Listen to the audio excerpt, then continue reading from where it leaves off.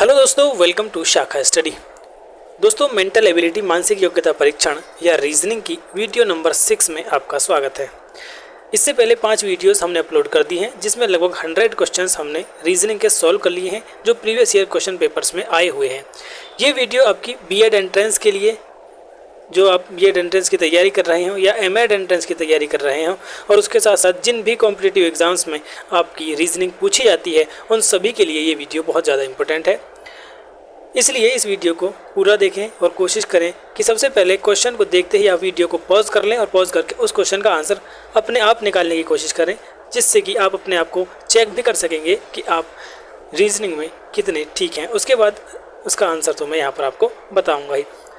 तो चलिए आज की वीडियो में शुरू करते हैं पहले क्वेश्चन से। तो यहाँ पर हम आज स्टार्ट करने वाले हैं 51 से लेकर, यहाँ पर देखिए आपको बता दूं, 51 से लेकर 150 तक रीजनिंग के 100 क्वेश्चंस हैं। तो इन्हीं क्वेश्चंस को हम यहाँ पर कंप्लीट करेंगे। कोशिश करेंगे कि एक वीडियो में ज़्यादा से ज़्यादा क्वेश्चंस कराए जाएँ, जिससे कि ये सारे क्वेश्चंस जल्दी से जल्दी यहाँ पर कंप्लीट हो सकें। तो पहला क्वेश्चन आपकी स्क्रीन पर है, चलिए देखते हैं। शायद सभी इसका आंसर जानते होंगे, लेकिन फिर भी इनमें से हमें क्या करना है, इनमें से कौन सा भिन्न है। 4 ऑप्शन है, जिनमें 3 एक तरह के हैं और एक जो है वो कुछ भिन्न होगा, अलग होगा, तो वो बताना है कि वो कौन सा है। पहला ऑप्शन है कोणार्क, एलोरा, मदुरई और खजुराहो।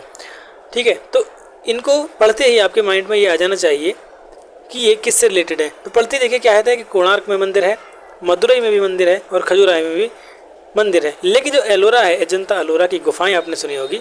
एलोरा जो प्रसिद्ध है वो गुफाओं के लिए है, और बाकी जो ये 3 प्लेस हैं ये आपके मंदिरों के लिए प्रसिद्ध हैं। ठीक है दोस्तों, अब यहाँ पर मैं एक क्वेश्चन अपनी साइड से आपसे पूछ रहा हूँ। बताइए कोणार्क कहाँ पर स्थित है, एलोरा कहाँ पर है, मदुरई कहाँ पर है और खजुराहो कहाँ पर है। ठीक है, चलिए मैं बता देता हूँ। कोणार्क आपका उड़ीसा में है, एलोरा अजंता की जो गुफाएं हैं वो आपकी महाराष्ट्र में है, मदुरई जो है दोस्तों वो आपका तमिलनाडु में है, और खजुराहो आपका मध्य प्रदेश में है। अब आपको बताना है कि कोणार्क में कौन सा मंदिर है, मदुरई में कौन सा मंदिर है और खजुराहो में कौन सा मंदिर है। ठीक है, ये होमवर्क मैं आपके लिए दे रहा हूँ, तो इसको आप कमेंट में बता देंगे। अगला प्रश्न है 52, विच वन इज़ डिफरेंट। इसमें भी यही बताना है कि इनमें जो है 3 ऑप्शन वो एक जैसे होंगे और चौथा उनसे किसी तरह से डिफरेंट होगा, तो वही बताना है आपको कि कौन सा डिफरेंट है। नंबर 1 है प्लासी, पानीपत, हल्दीघाटी और सारनाथ। ठीक है, तो इतनी नॉलेज तो सभी रखते होंगे कि जो आपको पहले 3 ऑप्शन यहाँ पर दिख रहे हैं ये कहीं ना कहीं युद्धों से संबंधित है। प्लासी का युद्ध आपने पढ़ा होगा, पानीपत का युद्ध और हल्दीघाटी का युद्ध। लेकिन सारनाथ युद्ध के लिए नहीं बल्कि किसके लिए प्रसिद्ध है दोस्तों। सारनाथ जो प्रसिद्ध है वो आपका बौद्ध धार्मिक स्थल है। सारनाथ क्या है, एक बौद्ध धार्मिक स्थल है। और यहाँ पर क्या हुआ था, महात्मा बुद्ध ने अपना पहला उपदेश दिया था सारनाथ में। ठीक है, जिसको क्या कहा जाता है, धर्म चक्र परिवर्तन भी कहा जाता है, धर्म चक्र परिवर्तन। ठीक है, तो ऑप्शन डी जो है ये यहाँ पर इसका डिफरेंट हो जाएगा, तो यही इसका यहाँ पर आंसर होगा, ऑप्शन डी। अगला प्रश्न है which is different among them. इसमें भी आपको यही बताना है कि इनमें कौन सा भिन्न है। कानपुर, वाराणसी, इलाहाबाद या मथुरा। कानपुर, वाराणसी, इलाहाबाद, प्रयागराज या मथुरा। तो इनमें आपको बताना है कि ये कैसे डिफरेंट है और कौन सा डिफरेंट है। देखिए मैं यहाँ पर आपको बता दूँ कि कानपुर, वाराणसी और इलाहाबाद जो है ये आपके गंगा नदी के किनारे पर बसे हुए हैं, गंगा नदी। ठीक है, लेकिन जो मथुरा है वो आपका यमुना नदी के किनारे बसा हुआ है, इसलिए ये यहाँ पर डिफरेंट है। तो ऑप्शन डी मथुरा इसका यहाँ पर करेक्ट आंसर हो जाएगा। अगला प्रश्न देखते हैं 54, find out wrong number in the series. यहाँ पर एक सीरीज़ दी हुई है, आपको बताना है कि इनमें एक रॉन्ग नंबर है, वो रॉन्ग नंबर कौन सा है। यानी कि जो सीरीज़ में पैटर्न फॉलो हो रहा है, इसमें एक नंबर कोई सा उस पैटर्न को फॉलो नहीं कर रहा, तो वो कौन सा नंबर है ये आपको यहाँ पर बताना है। तो चलिए देख लेते हैं। 125 से 127, 127 से 30, 35, 42, 53 और 65। तो देखते हैं इनमें डिफरेंस कितने का है। तो पहले वाले में देखिए, इसको थोड़ा सा मैं यहाँ पर जूम कर देता हूँ जिससे कि लिखने में आसानी हो। ये देखिए 125 में 2 जोड़ा 127 आ गया, इसमें 3 जोड़ा 130 आ गया, इसमें यहाँ पर 5 जोड़ा 135 आ गया, और 135 से कितना जोड़ा यहाँ पर 7 ऐड किया है, और 142 से फिर किया है यहाँ पर 11 ऐड किया है, और यहाँ पर फिर क्या ऐड किया है 153, यहाँ पर 12 ऐड किया गया है। तो अब आपको बताना है कि इसमें क्या डिफरेंट है और कौन सा नंबर जो है गलत है। देखिए 2 से 3, 3 से 5, 5 से 7, 7 से 11 और 11 से यहाँ पर कितना ऐड होना चाहिए था, क्या यहाँ पर 13 ऐड होना चाहिए था? ये देखिए 2 और 1 3, 3 2 5 5 2 7 7। ऐसे तो इसका हम नहीं निकाल सकते हैं। देखिए यहाँ पर आप गौर कीजिए कि यहाँ पर 2 ऐड हुआ है, यहाँ पर 3 ऐड हुआ है, यहाँ पर 5, यहाँ पर 7, यहाँ पर 11 और यहाँ पर 12। तो ये जो नंबर्स आपको दिख रहे हैं जो ऐड हुए हैं, ये सारे के सारे आपके क्या हैं? यहाँ तक ये आपके प्राइम नंबर्स हैं, यानी कि प्राइम नंबर्स को यहाँ पर ऐड किया गया है। लेकिन 12 आपका प्राइम नंबर नहीं है। 11 के बाद जो आपका प्राइम नंबर आता है वो 13 होता है। तो यहाँ पर 12 नहीं बल्कि 13 ऐड होना था। इसलिए 153 में जब हम यहाँ पर 13 ऐड करेंगे तो ये आपका 166 यहाँ पर आना चाहिए था। तो जो नंबर आपका लास्ट वाला है 165, ये इस सीरीज़ में गलत दिया हुआ है, क्योंकि यहाँ पर प्राइम नंबर 13 ऐड होने के बाद यहाँ पर 166 आना चाहिए था। इसलिए यही जो 165 है ये रॉन्ग है। तो इसका आंसर जो आपका हो जाएगा ऑप्शन डी 165, क्योंकि यही इसमें रॉन्ग है। देखते हैं अगला प्रश्न क्या है। Select the correct figure from the answer figures. ठीक है, यहाँ पर एक प्रश्न आकृति दी है और आगे उत्तर आकृति है, यानी इन चारों में से इन पैटर्न को फॉलो करते हुए यहाँ एक और आकृति यहाँ पर लानी है। तो वो कौन सी आएगी ये आपको बताना है। ठीक है, देखिए यहाँ पर देखते हैं क्या पैटर्न, किस पैटर्न को फॉलो किया गया है। पहले ये ऐसे था, फिर ये ऐसे हो गया, फिर ऐसे हो गया, फिर इधर हो गया, फिर इधर हो गया। तो यहाँ पर देखिए निकालने की कोशिश कीजिए कि आखिर किया क्या गया है। पहले सीधा था, नीचे हो गया। तो यहाँ पर हमें दिख रहा है कि ये 90 डिग्री टर्न हो गया। ठीक है, यहाँ से ये 90 डिग्री टर्न हुआ है, तो ये ऐसे हो गया। 90 डिग्री से फिर ये देखिए 180 डिग्री टर्न हो गया, तो ऊपर पहुँचा। और 180 के बाद ये 90, फिर 90, फिर 90, 270 डिग्री टर्न हुआ। उसके बाद देखिए 270 के बाद ये 360 पूरा टर्न हो गया। और 360 टर्न होने के बाद ये 450 टर्न होगा। तो 450 यानी कि 360 तो यहीं आ जाएगा और एक ऊपर टर्न ले लेगा। तो ये वाला जो भी ऑप्शन होगा वो हमारा आंसर होगा। तो देखिए ऑप्शन ए जो है यही यहाँ पर हमारा करेक्ट आंसर हो जाएगा। तो जो आंसर फिगर है वो हमारा पहला वाला ही यहाँ पर करेक्ट हो जाएगा। अगला देखते हैं प्रॉब्लम फिगर, और आपके सामने दी हुई है आंसर फिगर। इसमें भी आपको देखना है कि कौन सी इस पैटर्न को फॉलो करते हुए इनमें से कौन सी फिगर यहाँ पर आएगी। ठीक है, तो 56 में देखिए क्या पैटर्न फॉलो किया गया है। यहाँ पर देखिए कई सारे क्वेश्चंस हैं। ये सारे क्वेश्चन जो हैं आपके प्रॉब्लम फिगर वाले ही हैं। तो दोस्तों मैं सोच रहा हूँ कि ये जो फिगर वाले क्वेश्चंस हैं इनको किसी एक वीडियो में ले लिया जाए, क्योंकि इनमें टाइम बहुत लग जाता है। ये पहला वाला क्वेश्चन तो इजी था, ये तो हो गया, लेकिन ये जो क्वेश्चन है इनमें थोड़ा सा टाइम लगने वाला है। तो मैं चाहता हूँ कि इन सारे क्वेश्चंस को किसी एक वीडियो में ले लिया जाए और उस वीडियो में हम ओनली फिगर वाले क्वेश्चन ही करेंगे। ठीक है, तो हमारा जो यहाँ पर टाइम जाएगा इसमें वो बच जाएगा, और हम जो थ्योरेटिकल क्वेश्चन हैं अभी उनको यहाँ पर कर लेते हैं। बाकी मैं क्वेश्चन सारे आपको दिखा देता हूँ। आप वीडियो को पॉज करके इन सारे क्वेश्चंस को यहाँ पर ट्राई कर लीजिए। मैं इनके आंसर यहाँ पर आपको बता देता हूँ। ठीक है, जो क्वेश्चन आपका 56 है उसका आंसर बी होगा। ठीक है, ये इसका उत्तर फिगर होगा। 57 जो है आपका, इसमें जो आंसर होगा वो आपका ये बी होगा। ठीक है, इन्हें आपको ट्राई करेंगे। हम इनको किसी एक वीडियो में सारे फिगर वाले क्वेश्चंस को ले लेंगे। अभी हम इन क्वेश्चंस को स्किप करते हैं। क्वेश्चन नंबर 58 को अगर आप ट्राई करेंगे तो दोस्तों 58 का आंसर ऑप्शन ए यहाँ पर सही है। उसके अलावा अगर आप 59 क्वेश्चन को करते हैं तो 59 में ये देखिए 59 में इस पैटर्न को फॉलो करते हुए इसमें से जो आपका आंसर आएगा वो आपका सी भी हो सकता है और डी भी हो सकता है, यानी दोनों ही इसके आंसर हो सकते हैं। जो भी आंसर आपका आए वो ठीक होगा। उसके अलावा जो क्वेश्चन 60 है, क्वेश्चन 60 में आपका ऑप्शन डी सही होगा। ठीक है, इस पैटर्न को फॉलो करते हुए आप देख लेंगे। अगला क्वेश्चन 61 जो होगा उसमें आपका क्वेश्चन 61 में आपका आंसर क्वेश्चन 61 में इसको फॉलो करते हुए जो जाएगा तो 61 में ऑप्शन आपका बी सही होगा। ठीक है, ऑप्शन बी जो है ये इसकी उत्तर आकृति होगी। और क्वेश्चन नंबर 62 जब आप करेंगे तो इसमें आपका कौन सा आंसर दोस्तों सही आएगा, तो इसमें आपका ऑप्शन ए 62 में करेक्ट हो जाएगा। ठीक है, तो इन सभी क्वेश्चंस को आप खुद से ट्राई करेंगे। मैं अभी इनको स्किप करके किसी अलग वीडियो में सारे क्वेश्चन वहाँ पर फिगर वाले ही करेंगे, तो इनको अभी हम यहाँ पर छोड़ देते हैं। चलते हैं क्वेश्चन नंबर 63 पर। Select the right word to make pair. Moon satellite, यानी जो संबंध मून का सैटेलाइट से है अर्थ का क्या है। तो यहाँ पर हमें पता है चंद्रमा उपग्रह और पृथ्वी क्या है, यानी चंद्रमा अगर उपग्रह है तो पृथ्वी क्या है, हम सब जानते हैं पृथ्वी एक ग्रह है। ठीक है, यानी अर्थ जो है वो एक प्लैनेट है। ऑप्शन बी इसका यहाँ पर करेक्ट आंसर हो जाएगा। अगला देखते हैं question number 64। Candle wax paper what, यानी कैंडल अगर वैक्स से बनाई जाती है, मोमबत्ती अगर मोम से बनाई जाती है, तो कागज़ किस से बनाया जाता है? लकड़ी से, वृक्ष से, बांस से या फिर गूदा से? तो देखिए दोस्तों, कागज़ जो बनाया जाता है वो आपका पल्प से बनाया जाता है, यानी गूदे से बनाया जाता है। ऑप्शन डी इसका यहाँ पर करेक्ट आंसर हो जाएगा। अगला क्वेश्चन देखते हैं, court justice school what? Court में अगर न्याय मिलता है, अदालत में अगर न्याय मिलता है तो विद्यालय में क्या मिलता है? इससे इजी क्वेश्चन तो शायद आपको मिलेगा ही नहीं, तो विद्यालय में मिलती है शिक्षा यानी एजुकेशन। अगला क्वेश्चन देखते हैं 66, क्वेश्चन नंबर 66 देखिए यहाँ पर। ऐसा क्वेश्चन जरूर आपको देखने को मिलता है रीजनिंग के किसी भी पेपर में, चाहे वो कॉम्पिटिटिव एग्जाम्स का हो, चाहे आपके बीएड और एमएड एंट्रेंस का एग्जाम हो। सांकेतिक भाषा है और उसके कुछ वर्ड्स दिए होते हैं, तो उनको आपको बताना होगा कि किस नंबर के लिए कौन सा वर्ड यहाँ पर यूज़ किया जाता है। अब देखिए यहाँ पर कहा है कि 37 का मतलब है विच क्लास, यानी इनमें या तो 3 का मतलब विच होगा या तो 3 का मतलब क्लास होगा, या तो 7 का मतलब विच होगा या तो 7 का मतलब क्लास होगा। अभी ये जब अगला वाला पढ़ेंगे तो उससे हमें यहाँ पर पता चल जाएगा। ठीक है, 37 का मतलब है विच क्लास, 583 का मतलब है कास्ट एंड क्लास। ठीक है, अब इन दोनों में हमें कॉमन देखना होता है। देखिए 37 और 583 में क्या कॉमन है? तो यहाँ पर हमारा नंबर 3 कॉमन है। अब इन वर्ड्स में देखिए क्या कॉमन है, तो यहाँ पर देखिए क्लास है और यहाँ पर भी क्लास है, तो इससे सीधा सीधा मतलब हो गया कि 3 का मतलब क्लास है। ठीक है, ध्यान से देखिए इन क्वेश्चन को ऐसे सॉल्व किया जाता है।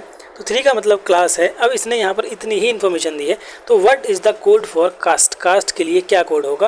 तो देखिए कास्ट और एंड, यहाँ पर 2 वर्ड बचे हुए हैं क्लास के अलावा। क्लास का 3 तो हमने यहाँ से निकाल लिया। ठीक है, तो क्लास को काट दीजिए, 3 को काट दीजिए। अब 5 और 8 बचा, 5 और 8 बचा, और 2 वर्ड बचे हमारे पास कास्ट और एंड। ठीक है, अब कास्ट का मतलब 5 भी हो सकता है, कास्ट का मतलब 8 भी हो सकता है, एंड का मतलब 5 भी हो सकता है, एंड का मतलब 8 भी हो सकता है। ठीक है, तो यहाँ पर जो इसने पूछा है, इसने और ज़्यादा इन्फॉर्मेशन हमें नहीं दी है, वरना हम उसको भी निकाल लेते, लेकिन इसने यहाँ पर पूछ लिया है कि what is the code for caste. तो यहाँ पर 5 भी हो सकता है और 8 भी हो सकता है, तो इसका जो आंसर होगा आपका डी यहाँ पर सही हो जाएगा, ऑप्शन डी 5 या 8। ठीक है, अगले क्वेश्चन करेंगे, अगला भी क्वेश्चन ऐसा ही है, तो आपको ये कंसेप्ट और भी ज़्यादा क्लियर यहाँ पर हो जाएगा। चलिए अगला क्वेश्चन देखते हैं 67। In certain code language 1 to 3 means hot filtered coffee, 356 means very hot day, 389 means day and night, then what digit stands for very. ठीक है, अब देखिए इस क्वेश्चन को यहाँ पर ध्यान से आप देखेंगे, हिंदी वाले भी इस क्वेश्चन को पढ़ लें। अब इस क्वेश्चन को ध्यान से देखिए, मैं यहाँ पर एक एक स्टेप आपको समझाऊंगा कि कैसे इन क्वेश्चंस को सॉल्व किया जाता है। अब देखिए पहला कोड देखिए 1 2 3, इसका मतलब है हॉट फिल्टर्ड कॉफ़ी। अब देखिए 3 5 6, अब पहले हमें ये देखना है कि इन नंबर्स में यहाँ पर कौन सा कॉमन है। तो सबसे पहले जो हमें यहाँ पर कॉमन दिख रहा है, इनमें 3 कॉमन है। अब जो इनका मीनिंग है इसमें देखिए, यानी कि कोड जो है उसमें क्या कॉमन है। यहाँ पर हॉट फिल्टर्ड कॉफ़ी है, यहाँ पर वेरी हॉट डे है, तो यहाँ पर एक ही वर्ड यानी हॉट हमारा कॉमन है। तो इससे सीधा पता चल रहा है कि नंबर्स में 3 कॉमन है और जो आपके वर्ड्स हैं उनमें हॉट कॉमन है, तो 3 का मतलब यहाँ पर हॉट हो जाएगा। ठीक है, एक हमने यहाँ पर निकाल लिया। अब इस दूसरे वाले की हेल्प से हम बाकी भी यहाँ पर निकाल लेंगे। तो यहाँ पर देखिए क्या पहले और तीसरे में कुछ कॉमन है, 1 2 3 और 5 8 9, इसमें यहाँ पर कुछ भी कॉमन नहीं है। तो अब सेकंड और थर्ड को देख लीजिए, 3 5 6 और 5 8 9 में कुछ कॉमन है। जी हाँ, यहाँ पर 5 कॉमन है, तो 5 लिख लीजिए। अब वर्ड्स में देखिए, वर्ड्स में क्या कॉमन है, तो वेरी हॉट डे और डे एंड नाइट। ठीक है, तो अब देखिए यहाँ पर क्या कॉमन है, यहाँ पर आपका डे कॉमन है, तो 5 का मतलब यहाँ पर हो जाएगा डे। ठीक है, 5 का मतलब यहाँ पर सीधा सीधा हो जाएगा डे। अब यहाँ पर पूछा है विच डिजिट स्टैंड्स फॉर वेरी। अब यहाँ पर इसने वेरी का पूछा है कि वेरी के लिए कौन सी डिजिट यहाँ पर सुटेबल होगी। तो देखिए हमने वेरी जो आ रहा है हमारा, ये आ रहा है 3 5 6 में वेरी हॉट डे। देखिए हमारे पास हॉट का भी नंबर पता चल गया, डे का भी पता चल गया। हॉट का मतलब है 3, डे का मतलब है 5। ठीक है, तो 3 और 5 निकल गया, बचा 6, इसलिए जो 6 होगा वो हमारा वेरी के लिए यहाँ पर कोड हो जाएगा। ऑप्शन डी जो है इसका यहाँ पर करेक्ट आंसर हो जाएगा। ठीक है, तो इन क्वेश्चंस को इस तरह से सॉल्व करना होता है। अगला क्वेश्चन देखिए, ये भी सेम क्वेश्चन है, इसे आप वीडियो पॉज करके पहले को ट्राई कीजिए और मैं इसको यहाँ पर अभी आपको बता देता हूँ। सबसे पहले वही काम करना है कि पहले और दूसरे नंबर्स में चेक कीजिए क्या कोई कॉमन है। देखिए 2 5 3 और 5 4 6, 5 यहाँ पर कॉमन दिख रहा है। वर्ड्स में देखिए क्या कॉमन है, बुक्स आर ओल्ड और मैन इज़ ओल्ड, तो यहाँ पर क्या है, ओल्ड आपका कॉमन है। अब देखिए पहले और तीसरे में क्या कोई कॉमन है, तो 2 5 3 और 3 7 8, जी हाँ यहाँ पर 3 कॉमन है। अब 3 कॉमन है तो देखिए वर्ड्स में क्या कॉमन है, बुक्स आर ओल्ड, क्योंकि ओल्ड तो ऑलरेडी हो चुका है तो ओल्ड को छोड़ दिए। बुक्स आर, और यहाँ पर क्या है, बाई गुड बुक्स। तो यहाँ पर देखिए अब बुक्स कॉमन है तो 3 का मतलब यहाँ पर बुक्स हो जाएगा। ठीक है, अब देखिए हमारा बुक्स भी यहाँ पर हो गया, ओल्ड भी हो गया। अब एक बचा हमारा 2। अब इसमें तो 2 बचा क्योंकि 5 और 3 तो हो गया, तो 2 का मतलब यहाँ पर आर हो गया। 2 का मतलब क्या हो गया, आर हो गया। अब इसने यहाँ पर क्या पूछा है, what stand for are in the code. ठीक है, तो आर का मतलब 2 हमने यहाँ पर निकाल लिया है। ऑप्शन ए इसका यहाँ पर करेक्ट आंसर हो जाएगा। ठीक है, तो ये क्वेश्चन भी आपका यहाँ पर कंप्लीट हो गया है। अगला प्रश्न देखते हैं 69। तो 69 में देखिए क्या कहा गया है, Mukesh is taller than Suresh but shorter than Rakesh. Rakesh is taller than Harish but shorter than Amar. Who among them is shortest with regard to height. Hindi में देखिए, मुकेश सुरेश से लंबा है लेकिन राकेश से छोटा है। राकेश हरीश से लंबा है लेकिन अमर से छोटा है। इनमें लंबाई के हिसाब से सबसे छोटा कौन है। ठीक है, अब देखिए यहाँ पर इस क्वेश्चन को करते हैं।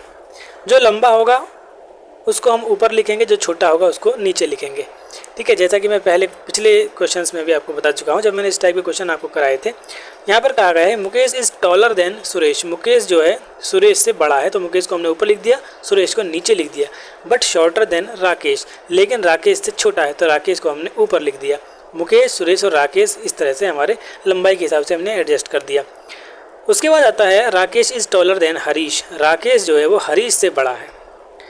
अब हरीश से बड़ा है तो हरीश आपका यहाँ भी हो सकता है, यहाँ भी हो सकता है, यहाँ भी हो सकता है।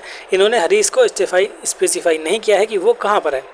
हरीश से बड़ा है बट शॉर्टर देन अमर। राकेश अमर से छोटा है। ठीक है, अमर राकेश से ऊपर आ जाएगा। अब पूछा है कि who among them is the shortest with regard to height. अब इसने पूछा है कि इनमें से सबसे छोटा कौन है हाइट के हिसाब से। अब देखिए यहाँ पर हरीश के बारे में तो हमें कुछ नहीं पता है। इसने सिर्फ ये कहा है कि हरीश जो है वो राकेश से छोटा है। अब राकेश से, मुकेश से छोटा है, सुरेश से छोटा है नहीं है, तो ये यहाँ पर इन्होंने कुछ भी नहीं बताया है, इसलिए इसको निश्चित नहीं किया जा सकता, इसको डिटरमाइन नहीं किया जा सकता है। इसका ऑप्शन डी जो है वो यहाँ पर करेक्ट आंसर हो जाएगा। अगर ये हरीश के बारे में कुछ इन्फॉर्मेशन दे देता कि वो मान लो ये कह देता कि मुकेश और सुरेश के बीच में है या सुरेश से छोटा है, तो फिर हम इसको यहाँ पर क्लियर कर सकते थे कि सबसे छोटा कौन है। अभी यहाँ पर क्योंकि हरीश के बारे में हमारे पास कोई इन्फॉर्मेशन नहीं है, इसलिए इस क्वेश्चन को हम नहीं डिटरमाइन कर सकते हैं। ऑप्शन डी इसका यहाँ पर करेक्ट आंसर हो जाएगा। आगे क्वेश्चन देखते हैं। ऐसे क्वेश्चन आएंगे तो ये और भी ज़्यादा आपको क्लियर होंगे। जी हाँ, देखिए एक क्वेश्चन यहाँ पर आ गया है। क्वेश्चन नंबर 70 आपके सामने है। Among P Q R S and T each having score different marks. इनको अलग अलग अंक प्राप्त हुए हैं, प्रत्येक ने भिन्न भिन्न अंक अर्जित किए। R scored more marks than P and T. Q scored less marks than T and S. S did not score the highest marks. Who among them scored the highest marks? ठीक है, R ने P एवं T की तुलना में अधिक अंक प्राप्त किए। Q को T से कम अंक मिले और S ने अधिकतम अंक प्राप्त नहीं किए। इनमें से किसने अधिकतम अंक प्राप्त किए। ठीक है, अब देखिए जैसे जैसे इसने बोला है ऐसे ऐसे ही हम अपने क्वेश्चन को आगे बढ़ाते हैं और इसका आंसर निकाल फेंकते हैं। सबसे पहले इसने कहा है कि R scored more marks than P and T। R ने ज़्यादा नंबर प्राप्त किए किससे, P और T से, P और T से। ठीक है, हमने ग्रेटर देन का साइन लगाया क्योंकि R ने ज़्यादा अंक प्राप्त किए। दूसरा है Q को T से कम अंक मिले, Q को T से कम अंक मिलते हैं, Q को T से अंक कम मिलते हैं तो T के ज़्यादा हैं Q से और T के कम है R से। तो अभी तक तो R ही टॉप पे चल रहा है। Q को T से कम अंक मिले और S ने अधिकतम अंक प्राप्त नहीं किए, यानी कि सबसे ज़्यादा S के भी नहीं है तो S कहीं भी कम है, यानी कि कहने का मतलब ये है। अब इसने कहा कि इनमें से किसने सर्वाधिक अंक प्राप्त किए। Q scored less marks than T। Q ने T से कम अंक प्राप्त किए हैं तो T आपका यहाँ पर है। अब T से भी कम मार्क्स हैं, वो किसके हैं, वो Q के हैं, यानी कि अभी तक R ही यहाँ पर टॉप पे चल रहा है। तो who among them the score the highest marks, तो क्योंकि अभी तक जो R है वही टॉप पे चल रहा है, वही हमारा यहाँ पर आंसर हो जाएगा। R ने ही सबसे ज़्यादा अंक इसमें प्राप्त किए। ऑप्शन सी इसका यहाँ पर करेक्ट आंसर हो जाएगा। अगला क्वेश्चन देखते हैं। देखिए एक बार फिर से वही आपके, हाँ देखिए पहले आपके नंबर्स वाले क्वेश्चन आए थे, ये जो अभी हमने ऊपर किए हैं ये वाले नंबर्स। अब जो क्वेश्चन आ रहे हैं उनमें दूसरी लैंग्वेज में बताया गया है, उनको भी बिल्कुल इसी तरह से कंपेयर करते हुए हमें यहाँ पर सॉल्व करना है। यहाँ पर देखिए क्वेश्चन नंबर 71, पहले इसको पढ़ लीजिए, उसके बाद हम इन क्वेश्चंस को यहाँ पर सॉल्व कर लेंगे।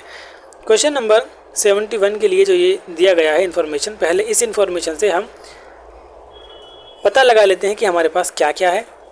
तो देखिए यहाँ पर एक कोड दिया गया है 8BP, इसका मतलब है रोजेज आर ब्लू। दूसरा है सिक ही, इसका मतलब है रेड फ्लावर्स। तीसरा है पी मिट ही, इसका मतलब है फ्लावर्स आर वेजिटेबल्स। तो अब हमें बताना है कि how red is written in that code, red को कैसे लिखा जाएगा। तो इसमें भी बिल्कुल यही करना है आपको कि पहले और दूसरे में देखना है कि क्या यहाँ पर कुछ कॉमन है। तो देखिए 8PB और सिक ही, इसमें कोई भी कॉमन नहीं है तो इसको छोड़ दीजिए। अब पहले और तीसरे को देखते हैं तो क्या इसमें कोई कॉमन है। तो 8PB और पी मिठी, जी हाँ पी यहाँ पर कॉमन है। तो अब देख लेते हैं इन वर्ड्स में इसके मीनिंग में क्या यहाँ पर कॉमन है। तो यहाँ से हमारे पास आ जाएगा पी, क्योंकि कॉमन है, और इसका मतलब है रोजेज आर ब्लू, इधर है फ्लावर्स आर वेजिटेबल्स। तो देखिए आर यहाँ पर कॉमन है तो पी का मतलब हो जाएगा आर। अब पहले और तीसरे का हमने देख लिया, अब दूसरे और तीसरे में देखते हैं क्या कोई कॉमन है। तो देखिए सिक ही और पी मिठी, ये कॉमन है, ही कॉमन है, यहाँ पर आपका ही कॉमन है। तो ही का मतलब, अब देखिए दोनों में जो कॉमन होगा वही आ जाएगा। तो ही का मतलब, अब देखिए ही इसमें है, ही इसमें भी है, इसका मतलब है रेड फ्लावर्स, इसका मतलब है फ्लावर्स एंड वेजिटेबल्स, यानी फ्लावर्स हमारा यहाँ पर कॉमन है, फ्लावर्स यहाँ पर कॉमन है। अब जब फ्लावर्स हो गया ही के लिए तो यहाँ पर सिक बचा, तो सिक हमारा रेड के लिए हो जाएगा, सिक जो है वो हमारा रेड के लिए यहाँ पर कोड हो जाएगा। अब इस क्वेश्चन नंबर 71 में यही पूछा था कि रेड को क्या लिखा जा सकता है, तो रेड को लिखा जा सकता है सिक, ठीक है। और क्या यहाँ से हम अब निकाल सकते हैं। अब हम यहाँ से देखिए दोस्तों निकाल सकते हैं, क्योंकि हमारे पास अब पी भी आ गया, ही भी आ गया, अब बचा मिट। तो मिट का मतलब यहाँ पर सीधा सीधा क्या हो जाएगा कि फ्लावर्स और आर ऑलरेडी यहाँ पर ऑक्यूपाई हो चुके हैं, तो मिट का मतलब सीधा सीधा हमारे पास हो जाएगा वेजिटेबल्स, ठीक है, वेजिटेबल्स हो जाएगा। तो चार हमारे पास यहाँ पर आ गए, पी का मतलब आर, ही का मतलब फ्लावर, सिक का मतलब रेड और मिट का मतलब वेजिटेबल्स। इनको आप कहीं पर लिख लें, क्योंकि जब मैं अगला क्वेश्चन पढ़ूंगा तो फिर ये मिट जाएगा, या स्क्रीनशॉट इसका यहाँ पर आप ले सकते हैं। चलिए दूसरा क्वेश्चन दिख रहा है तो इसको यहीं पर सॉल्व कर रखते हैं। How is roses written in that code, roses को यहाँ पर कैसे लिखा जा सकता है। क्योंकि देखिए रोजेज का हम यहाँ पर नहीं निकाल पाए हैं, क्योंकि पहले वाले में है 8PB, इसका मतलब रोजेज आर ब्लू, आर का हमने पी से निकाल लिया है, लेकिन रोजेज और ब्लू रह गए हैं। तो आपका जो रोजेज का है वो इट भी हो सकता है और बी भी हो सकता है। यहाँ पर इसको देखिए इट भी हो सकता है और बी भी हो सकता है, इट भी हो सकता है और बी भी हो सकता है, इसलिए यहाँ पर कोई फिक्स नहीं हम लिख सकते।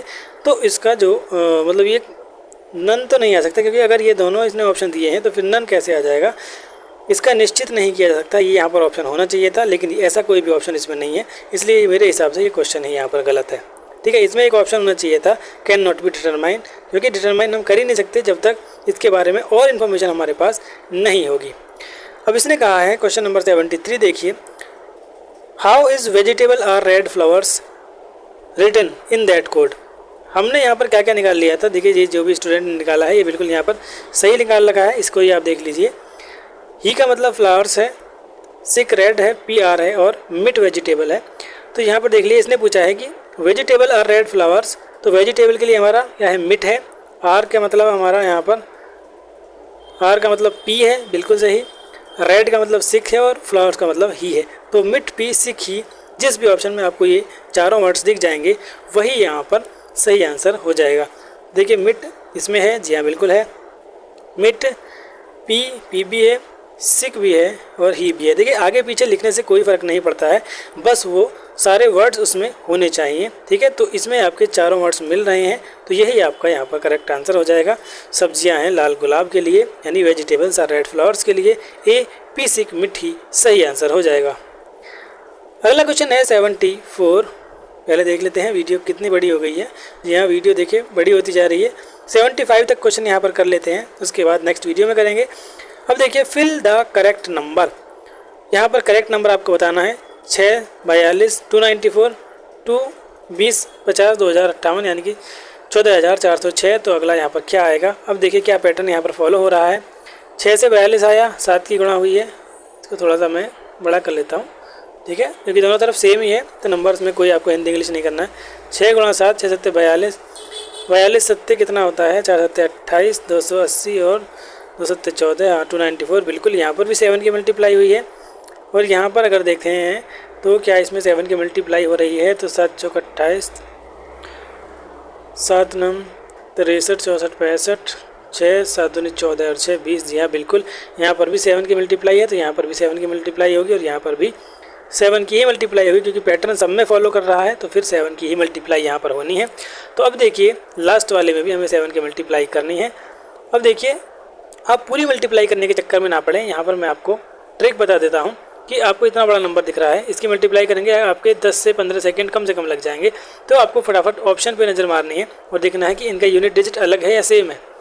तो सबसे पहले जब हम 7 की मल्टीप्लाई करेंगे, लास्ट में 6 दिख रहा है, तो 7 6 हमारा 42 होता है, तो लास्ट में जहाँ पर भी 2 होगा वही हमारा आंसर हो जाएगा। तो देखिए पहले वाले में लास्ट की डिजिट 2 है, तो यही आपका करेक्ट आंसर हो जाएगा। पूरी मल्टीप्लाई आपको करने की ज़रूरत तब पड़ती जब यहाँ पर कोई और डिजिट भी ऐसी होती जिसकी यूनिट डिजिट जो है आपकी 2 होती। तो इस तरह से इसका क्वेश्चन आ जाएगा आपका फर्स्ट 100842, ये इसका करेक्ट आंसर हो जाएगा। अगला क्वेश्चन देखते हैं 75। क्वेश्चन नंबर 75 में भी आपको क्या बताना है, करेक्ट नंबर बताना है, क्वेश्चन मार्क दिया हुआ है। 75 में देखिए 20 के बाद 33, 33 के बाद 50, 50 के बाद 69, 69 के बाद 92 पूछा है कि यहाँ पर क्या आएगा। तो देखते हैं क्या पैटर्न फॉलो हुआ है, क्या यहाँ पर इन्होंने ऐड किया है। तो 20 में 33, 20 से 33 आया यहाँ, यानी कि यहाँ पर 13 ऐड किया। 33 से आया आपका 50, यानी कि यहाँ पर आपका 17 ऐड हुआ है। 50 से आया 69, 69 में 19 ऐड हुआ है और 69 से आया है आपका 92। तो यहाँ पर इन्होंने आपका ऐड किया है 69 70, 70 20 90, 23 यहाँ पर ऐड हुआ है। ठीक है, अब यहाँ पर क्या ऐड करें 92 में कि हमारा अगला ऑप्शन यहाँ पर आ जाए। तो यहाँ पर देखिए इस पर अगर गौर करें तो इन्होंने ऐड क्या किया है, अब इस पर थोड़ा सा ध्यान देना होगा आपको, इन चीज़ों पर भी ध्यान देना होगा। देखिए पहले 13 ऐड किया है, 17 ऐड किया है, 19 ऐड किया है, 23 ऐड किया है। तो इनको देखते ही आपको ये समझ में आ जाना चाहिए कि ये सारे के सारे आपके क्या हैं, प्राइम नंबर्स हैं। प्राइम नंबर्स बढ़ते क्रम में 13 से लेकर ऐड किए जा रहे हैं। तो 23 के बाद जो आपका प्राइम नंबर आता है, क्या 27 होता है? जी नहीं, 27 आपका प्राइम नंबर नहीं होता। आपका 29 जो है 23 से अगला प्राइम नंबर है। तो 92 में आपको यहाँ पर 29 ऐड करना पड़ेगा और जब आप 92 में 29 ऐड करेंगे तो 121 यहाँ पर इसका आंसर होना चाहिए। देखिए क्या ऑप्शन में 121 है और 96, जी हाँ देखिए ऑप्शन में कोई भी आंसर यहाँ पर 121 नहीं है। 121 अगर यहाँ पर नहीं है तो और कोई तो ट्रिक इसमें यहाँ पर लगेगी नहीं, क्योंकि अगर देखिए 13 4 17, 17 में यहाँ 2 ऐड हो रहा है। अगर हम ऐसा भी करके देखते हैं कि 13 में पहले 4 ऐड किया, मतलब पहले 4 ज़्यादा फिर 2 ज़्यादा, 17 से 19 9 और 4 फिर 4 ज़्यादा, फिर यहाँ पर 25। अगर हम यहाँ पर 25 ऐड करते हैं, अगर हम यहाँ पर 25 ऐड करते हैं 92 में, तब भी कितना आएगा आपका 5 2 7 9 और 2 11, 117 आंसर आएगा। तो हो सकता है इन्होंने यहाँ पर ये लॉजिक लगाया हो 117, क्योंकि यहाँ पर ऑप्शन है, तो हो सकता है इन्होंने यहाँ पर यही लॉजिक लगाया हो। क्योंकि देखिए पहले 13 ऐड हुआ है, 13 के बाद 17 ऐड हुआ है, यानी कि 4 ज़्यादा, और इसके बाद इन्होंने क्या ऐड किया है 19 ऐड किया है। ये 13 और 4 17, 17 और 2 19, 19 और 4 23 और फिर 23 और 2 25। इन्होंने हो सकता है ये यहाँ पर लॉजिक लगाया हो और इसका आंसर 117 इसका इन्होंने दे दिया है। लेकिन एक्चुअल में जो इसका मेन लॉजिक यहाँ पर लगना चाहिए वो प्राइम नंबर वाला ही लगना चाहिए, क्योंकि यहाँ पर ये सभी आपके प्राइम नंबर्स दिख रहे हैं। लेकिन अगर इससे हमारा आंसर यहाँ पर ठीक आ रहा है तो 117 ही फिर यहाँ पर आपका करेक्ट आंसर होगा। ठीक है दोस्तों, तो चलिए आज की वीडियो में बस इतना ही रहने देते हैं। ये 2 क्वेश्चन आप ट्राई कीजिए, नेक्स्ट वीडियो में हम इनको ज़रूर कराएंगे। ठीक है, इन दोनों क्वेश्चंस को आप ट्राई कर लेंगे। तो आज की वीडियो में हम यहीं तक रहने देते हैं 75 तक। तो कुछ क्वेश्चंस हमने कर लिए हैं, नेक्स्ट वीडियो में कुछ और क्वेश्चन के साथ हाजिर होंगे। तब तक के लिए